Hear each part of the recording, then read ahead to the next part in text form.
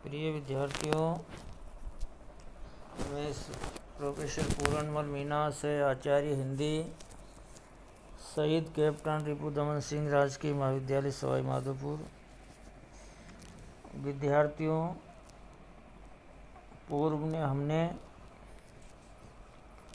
कवि केशव द्वारा रचित संक्षिप्त रामचंद्रिका से उद्गृत कुछ छंदों को हमने देखा, उनके बारे में चर्चा की, जिनमें जो शेष बचे थे उसके अंतर्गत राम रावण युद्ध के पदांशों की चर्चा कर रहे थे हम। आज हम उसी को आगे बढ़ाते हुए इस पर चर्चा करेंगे। कोटि भोतिन पोनते मनते महालघुता लसे, बेटिके ध्वज अग्र श्री हनुमंत अंतक जो लसे। रामचंद्र प्रदक्षिणा करी दक्ष है जब ही चढ़े, पुष्प वर्षी बजाई दुदुम्बी देवता बहुधा बड़े।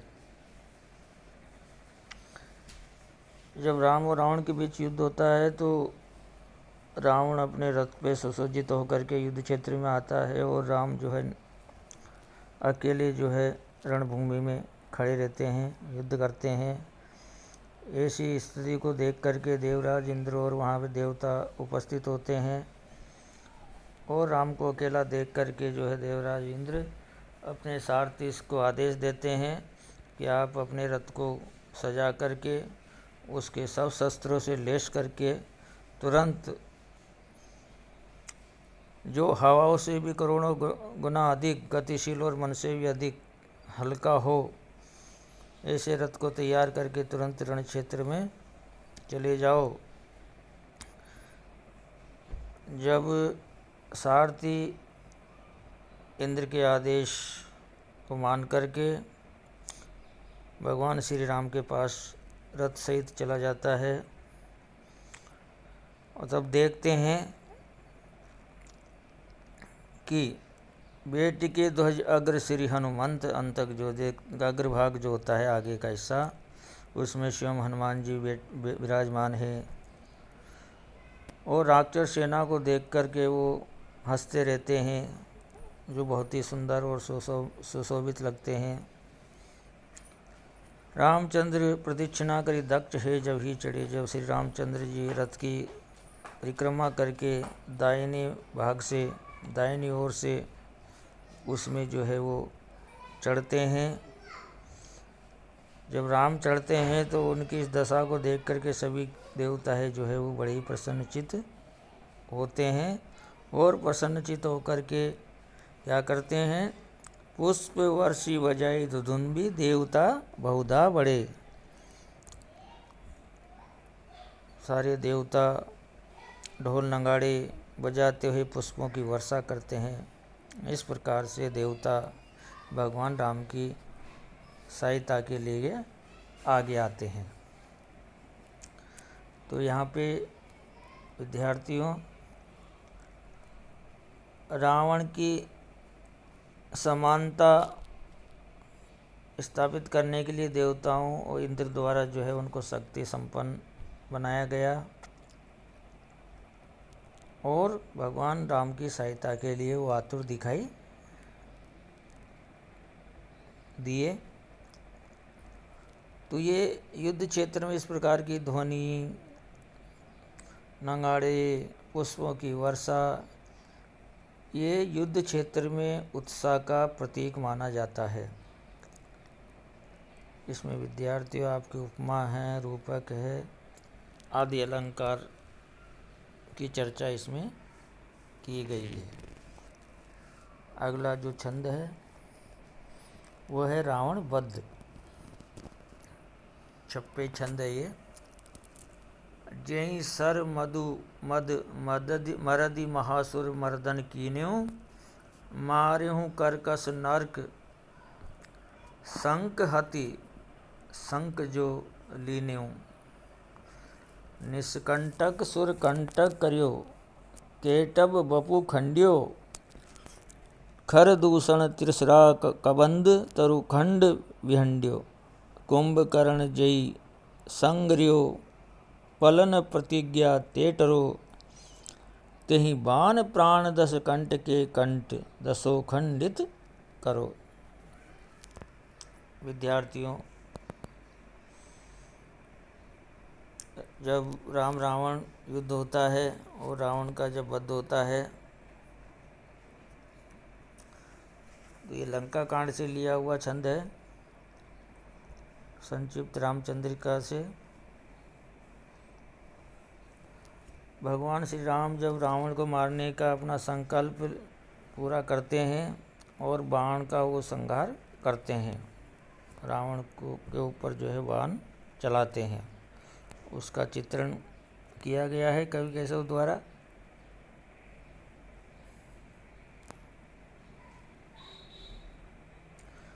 अपने पूर्व की घटनाओं के बारे में बताते हैं श्री राम, अपने अनुज भ्राता लक्ष्मण को उसका अनुसरण करवाते हैं कि किस प्रकार से राक्षसों का वध किया था।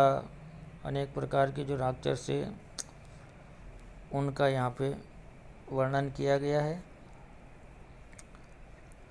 जहीं सर मधु मद मर्द महासुर मर्दन कीन्यो, कहते हैं कवि कैसव कि जिस बाण से मैंने मधु नामक एक राक्षस था उसका मान मर्दन करके, उसका घमंड चूर करके उस महाशाली असुर को मर्दन कीन्यो, मार डाला था। इतना ही नहीं, मार्यो करकस नरक संक हति संक जो लीन्यो, जो कठोर भयानक स्वभाव वाले जो राक्षस थे जिसको कहते हैं हम नरकासुर, उसको मार करके एक शंकासुर राक्षस को भी मार दिया था। और उसे क्या किया था, कहते हैं कि 5 जन्य शंख ग्रहण किया था। इतना ही नहीं, आगे कहते हैं कवि केशव कि राम ने निष्कंटक सुरकंटक करियो केटव वपु खंडियो, एक और था केठव नामक राक्षस, उसके शरीर के छलनी करके, उसके शरीर के टुकड़े टुकड़े करके, क्योंकि वो देवताओं के मार्ग में अवरोध पैदा करता था, उनको उन्होंने जो है उनसे दूर कर दिया। इतना ही नहीं, खर दूषण त्रिसरा कबंध तरु खंड विहंड्यो, इतना ही नहीं, कहते हैं कि श्री राम ने खर दूषण त्रिसरा कबंध आदि जो राक्षस थे उनका भी हाल इस प्रकार से कर दिया जैसे वृक्षों की डाली को काट करके उसके टुकड़े टुकड़े कर दिए जाते हैं। इतना ही नहीं, कुंभकर्ण जय संगरियो पर्ण प्रतिज्ञा तेटरो, कुंभकर्ण जैसा बल शक्तिशाली राक्षस का जो संहार करने मात्र में भी उन्होंने अपनी प्रतिज्ञा से नहीं हटे और तुरंत उसका जो है वध कर दिया। उसी बाण से तेई बाण प्राण 10 कंठ के कंठ 10 खंडित करो, उसी बाण से मैं अब रावण के 10 सिरों को एक साथ खंडित करता हूँ। तो ये शक्ति के रूप में जो है भगवान श्री राम को यहाँ पे बताया गया है कि किस प्रकार से राक्षसों का, दुष्टों का संहार किया था। और कहते हैं कि स्वयं भगवान विष्णु के ही अवतारी पुरुष के रूप में जाने जाते हैं और इसीलिए उन्होंने राम के रूप में जो है अवतार धारण किया था। इसमें विद्यार्थियों आपकी वही उपमा है, क्योंकि उपमेय और उपमान की संभावनाएं व्यक्त की गई है इसलिए उपमा अलंकार है, यमक भी है। अंतिम 2 पंक्तियों का छंद है, उत्तरकांड से लिया गया है। सीता जी का त्याग। संयुक्ता छंद, ये अंतिम छंद है, संक्षिप्त रामचंद्रिका से ही लिया गया ये छंद है, जिसमें सीता जी के त्याग के बारे में बात की गई है कवि केशव द्वारा। मनसा वाचा कर्मणा हम सेवक सुनतात, कौन दोष नहीं बोलियतु जो कहीं आए बात। मनसा वाचा कर्मणा यानी मन से, वचन से, कर्म से। तो यहाँ पे सीता जी के त्याग के बारे में संक्षिप्त रामचंद्रिका से उद्गत उत्तरकांड से लिया गया है कवि केशव द्वारा।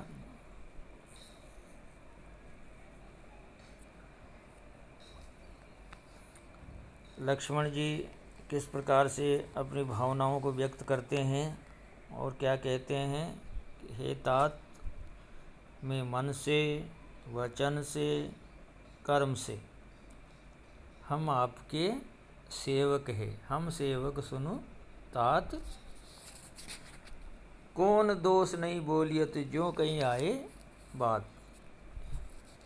लक्ष्मण जी कहते हैं इस संसार सागर में ऐसी कौन सी बात है जिस पर लोग दोष नहीं लगाते।